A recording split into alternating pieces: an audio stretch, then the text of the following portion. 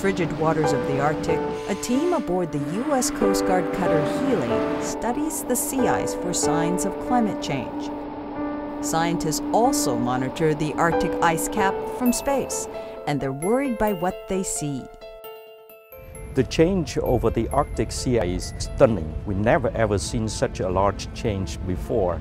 Just between 2005 and this winter, the change in the perennial ice, which is the thick, large Arctic sea ice, reduced by 1 million square kilometers. That's about the area of California and Texas combined. A chunk of thick ice the size of 2 states has disappeared in 2 years. Is global warming the cause? Son Yem and Greg Newman of NASA's Jet Propulsion Laboratory say they don't have enough data yet to tell, but they do know at least part of the answer is blowing in the wind.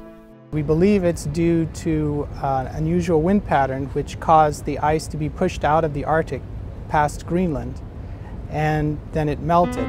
In the Arctic Ocean, normally there is a current called the transpolar drift that goes from the Russian side toward the Canadian side and out to the Greenland Sea.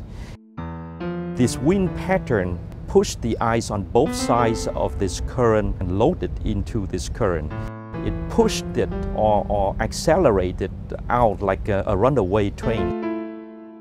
When thick perennial ice is lost, it's hard to reverse the trend. There are 2 kinds of Arctic ice. There's the kind of ice that sticks around for many years, more than one, and that can grow to be very thick.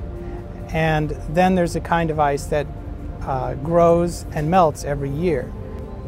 It seems that in recent years, as ice has been lost, it gets easier to lose more ice. It's more sensitive to the weather patterns, the wind, and other factors. It means that various kinds of creatures that live in the Arctic, the polar bears, the seals, they could be affected.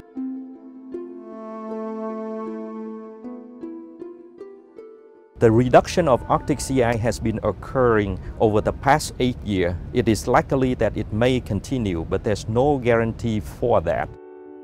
Satellites like NASA's QuickScat can identify different types of sea ice, where it's moving, and determine if it's growing or shrinking. So while scientists may not have a complete answer to why the ice is disappearing, they have the tools to study it.